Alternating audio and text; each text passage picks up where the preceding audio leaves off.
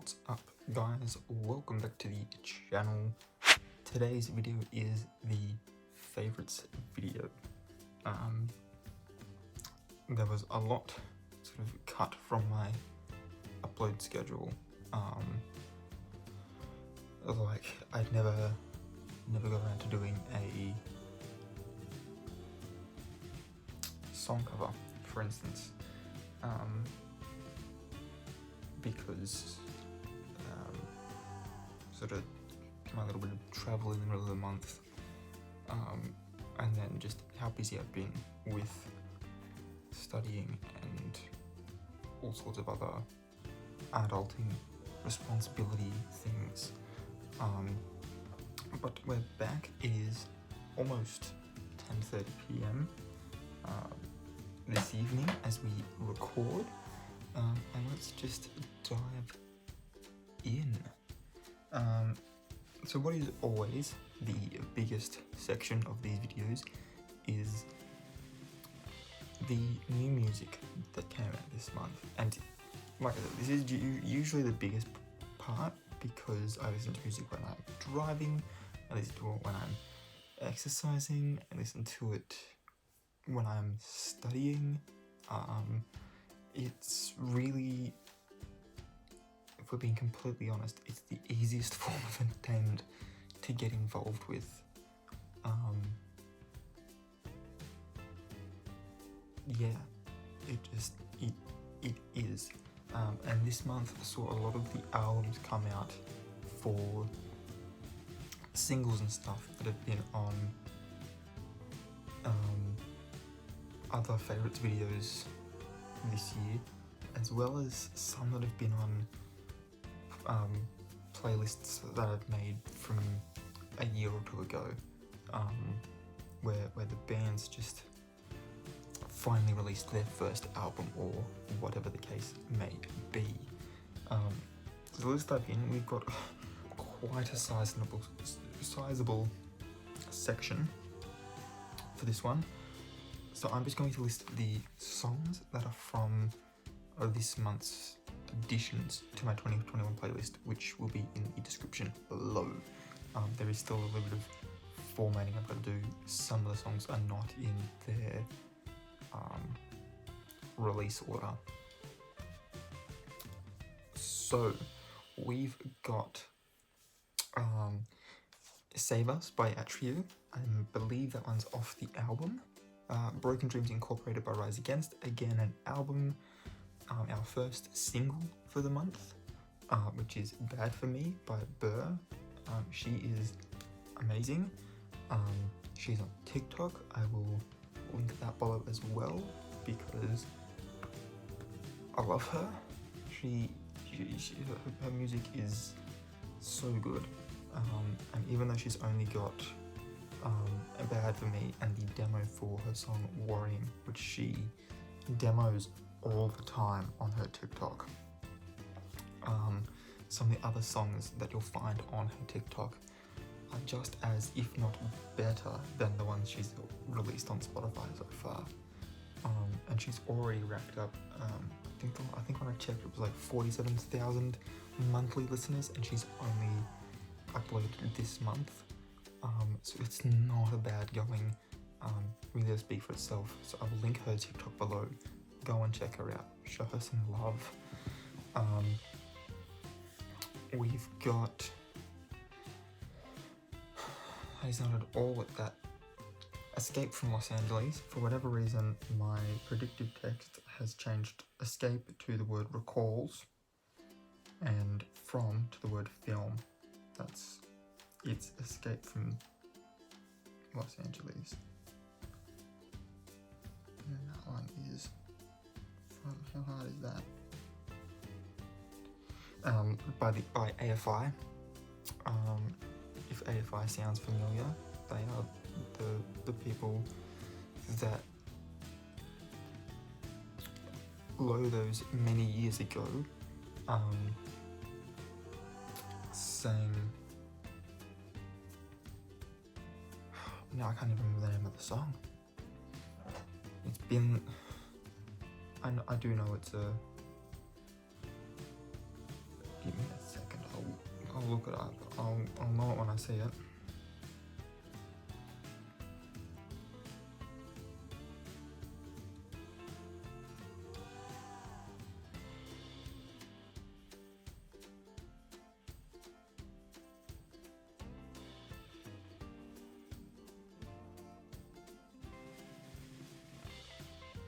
Miss Murder. It is called Miss Murder. Why was I thinking it wasn't? Of course it is. But they those many years ago, they sang Miss Murder, which is actually one of the songs on like the YouTube mixes that you can find for like early 2000s pop punk. Miss Murder generally in that mix as well, of pop punk or emo music. So I was really excited when they released. I don't know if Escape from Los Angeles is album or not. What I do know is album is Maroon 5's album. I believe they called it Jodie or Josie or something like that. But their song Memories is on there. The single I Just Want to Know What Happens When I'm Dead by Hot Milk. I've been listening to them pretty much since day dot, without even realizing, basically. And I am still waiting for an album. If they ever tour in Australia, I will be the first person to buy a ticket. I love Hot Milk. They are so good. But because they don't have an album out, I did make myself a little Hot Milk playlist that I can just jam while I'm driving if I feel like listening to something just on repeat without it ever getting old. Their songs are so good, and whenever they come on, if I'm listening to like a particular artist or a particular song's radio on Spotify, if a Hot Milk song comes on, day made. The Ex-Ambassadors song My Own Monster. Alan Walker had a song called Sweet Dreams. It was a collaboration with Immenbeck, I think his name was. Ava Max has a new single called Every Time I Cry. I discovered the band Spirit Box. I've got their song Circle with me. I could not tell you if it's, I believe it's a single, but it could possibly be an album song. I have no idea. But it's sort of heading towards the heavier side of things. If you listen to it and you're like, this is already heavy, then you don't know what heavy really is. Everybody's favourite from back in the day, Rebecca Black, released a new song called Worth It for the Feeling, which is, thank God, nothing like Friday. Look, we all love our meme songs, and Friday is like the pinnacle of those, but Worth It for the Feeling's genuinely decent song. Really good. Hey Violet brought out their album that had the song Problems on it. I know I had Problems, I think last month or the month before, because I love Hey Violet, but they actually released that album.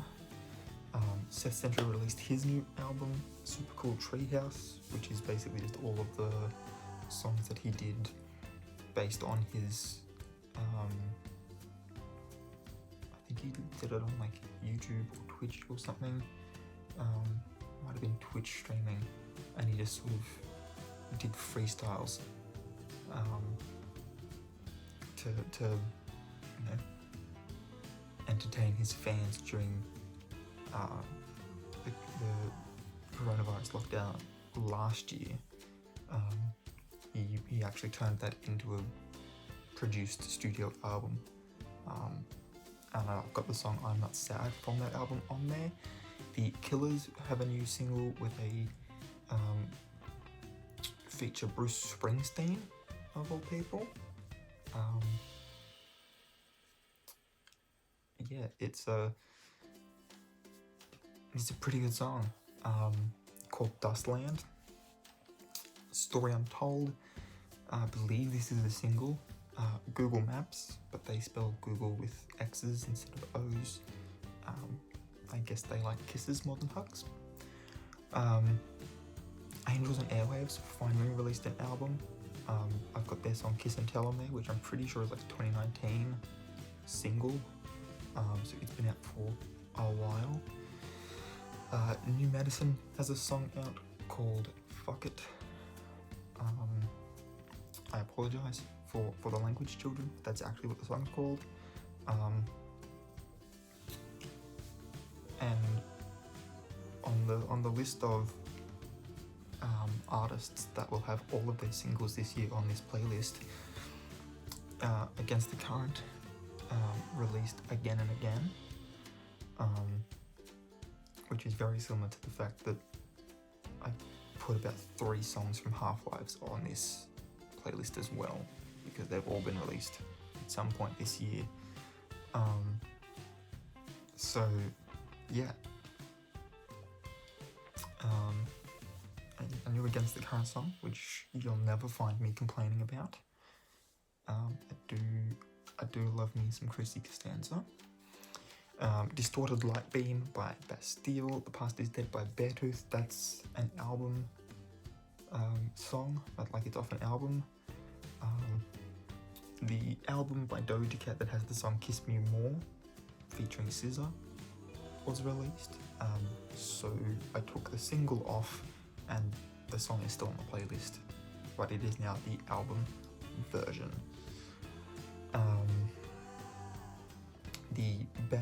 The song Bad Things by Lacuna Coil is in a similar boat. It was a single before. It is now, the album's been officially released, and it has been moved down and is now the album version. The Score, I love The Score, and they've got a new song called Victorious. Veronica's released their second album of the year, so there are 2 Victoria's songs on this playlist. Both of them are album versions, and both of them are different albums. The first one's the Godzilla one, and I think this one's called Human, or something like that. We've got a single by Alice Merton called Vertigo. This makes the second song on this playlist, titled Vertigo. Obviously 2021 be having that effect on musical artists. And then literally right before I started doing this, Spotify decided to let me know that Mayday Parade had released a new single called Kids of Summer, which has been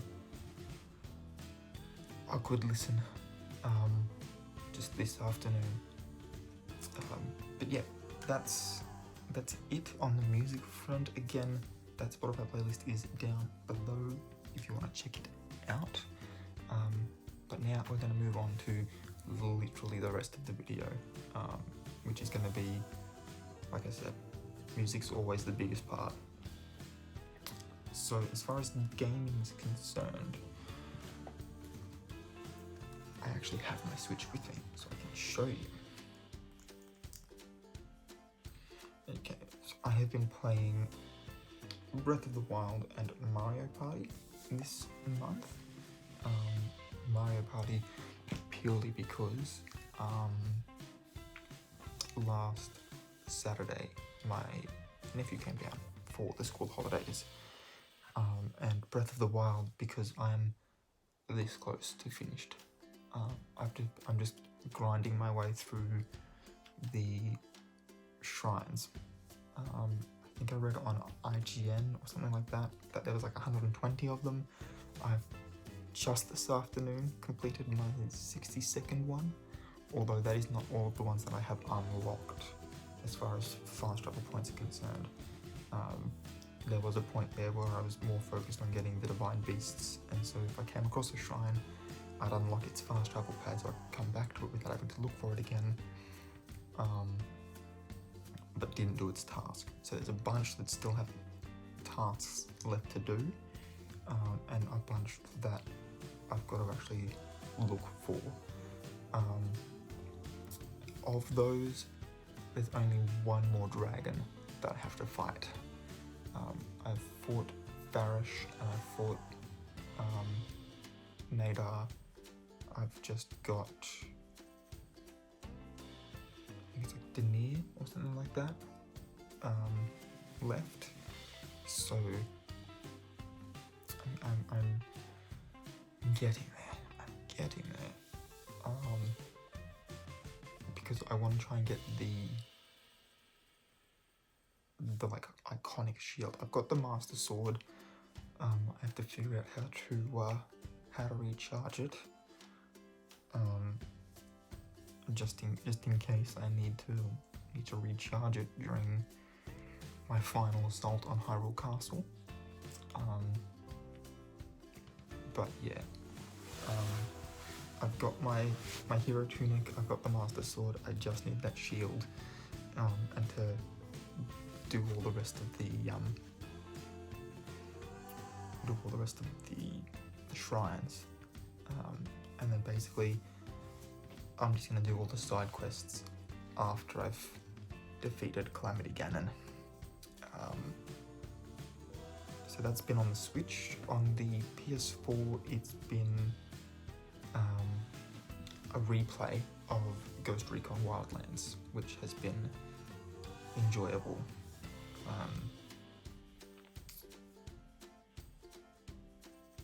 Now that I think about it, I don't think I have a genuine first-person shooter. I mean, I've got Killzone and Shadowfall, but that's not just a... Yeah, I need more first-person shooters on my PlayStation.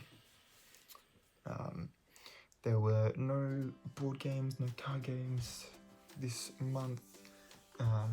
Books, not really. Unless you count my textbooks. Comedy, the joke I just made. But other than that, no comedy specials. I think that's the issue with my favourites, is it's predominantly just all entertainment that I've enjoyed. And there's not been a whole heap of that coming out because of COVID.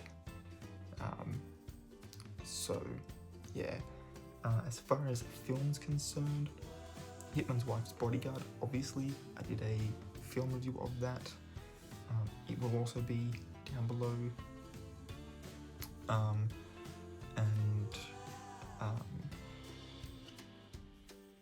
I watched Love, Simon, not last night, night before,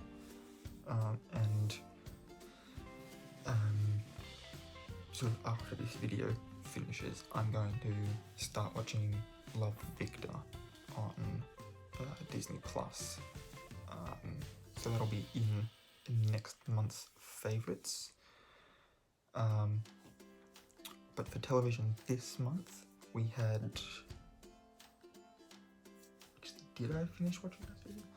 I've got The Gifted written down here, but I don't know if I finished watching that this month or last month. Honestly, I should probably keep more of a note on what I'm watching and when I'm watching it. But even if we assume I didn't watch that this month, we've had Loki has started and we're already at episode 5. We've only got 3 episodes left, so it's going to be done before next month's over. But that's fine, because we've got Black Widow in a week and a half.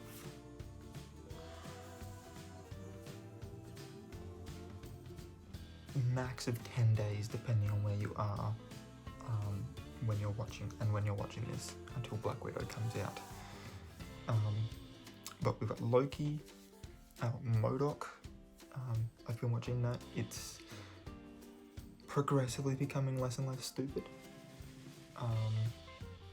They're starting to become an actual, like, season-long storyline. But each individual episode, if you just take it as an individual episode, is still ridiculous. Bad Batch has been really good. Continuing that first season from last month. And then I started watching just to sort of fill in the interim between Loki coming out on Wednesdays and Murdoch and Bad Batch episodes coming out on Fridays. I started watching Avengers Assemble. I did also do a rewatch of Falcon and the Winter Soldier because I'd started it with my friend when I was visiting for the film shoot, and then it sort of, recognised that I'd finished watching an episode and not gone on to watch the next episode, and so had taken it back to showing that I hadn't watched episode 2, and that sort of pushed those OCD buttons that we discussed in yesterday's video. So I had to watch that again, and now I've found out that the editors over at Marvel and at Disney Plus have actually, for at least the post-credit scene of WandaVision, done some re-editing and added some stuff in. So I'm now going to go back through and re-watch that as well next month, just to see if anything else changed. And if anything else did change, then I shall discuss that in my favourites next month. If they don't add anything, then WandaVision won't be in next month's favourites, even though I love Wanda to death. As far as tech's concerned, this has been really helpful. Be able to bring it in here, the usual tablet, phone, a ring light. I have started reusing this bad boy, which I got back in the year of our Lord 2009, when things were simpler.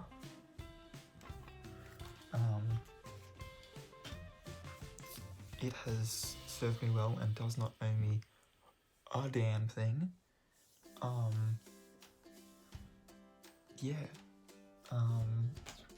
There have been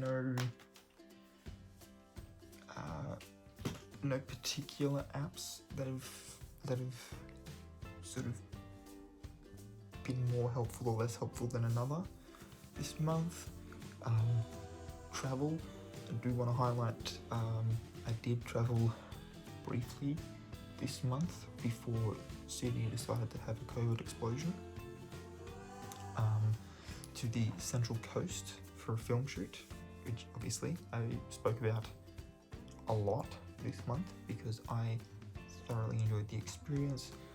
I really enjoyed meeting the people that I worked with on that shoot. I think they're amazing. I actually found out quite recently that the director that I worked with is actually working on they've done an actual this is my assignment submission version of the film, and they're now working on their director's cut, which is the one that they're going to enter into film festivals and such. And so I'm really keen to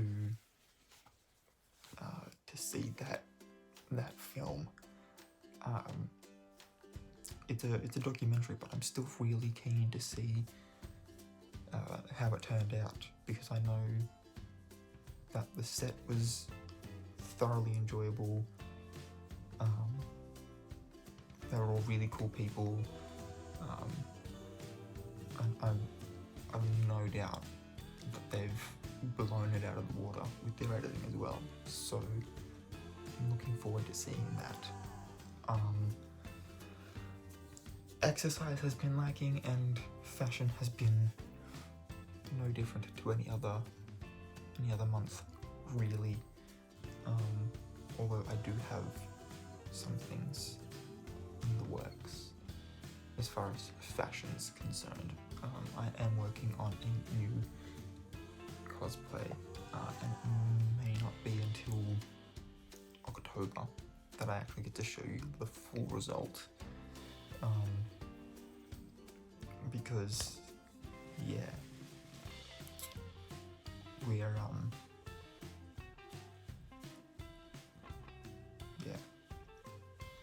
we're coming into the end of the year where a lot of the entertainment's going to be coming out.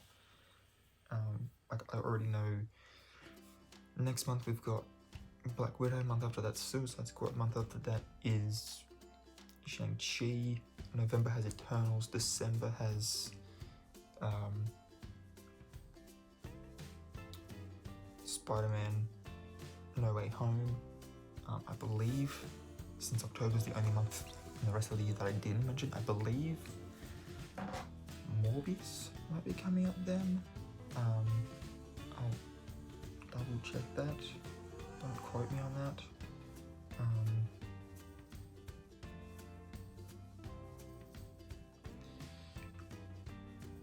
No, that's been moved to January next year.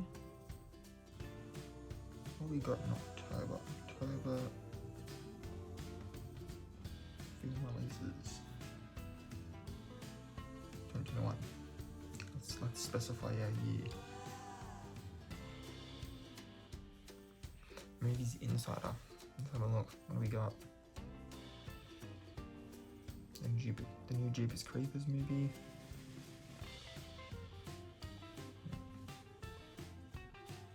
Sequel to the animated Addams Family. The James Bond movie will come out then. New Halloween movie.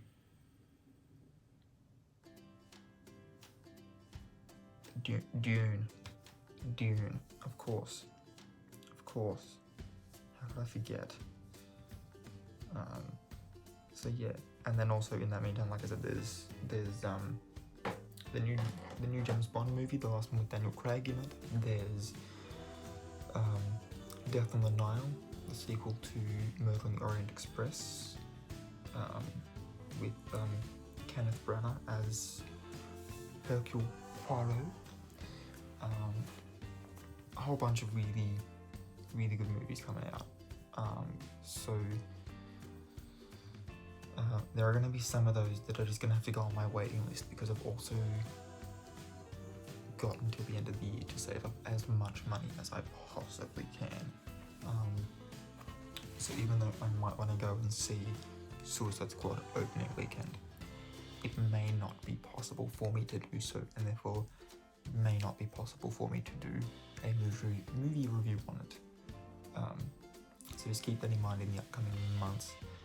But that's all I've got for this video. If you're new here, please hit that subscribe button and also ring that notification bell as well if you want to be notified when I upload new videos. If you enjoyed this one, please give it a big old thumbs up. Again, links to pretty much everything that I mentioned down below.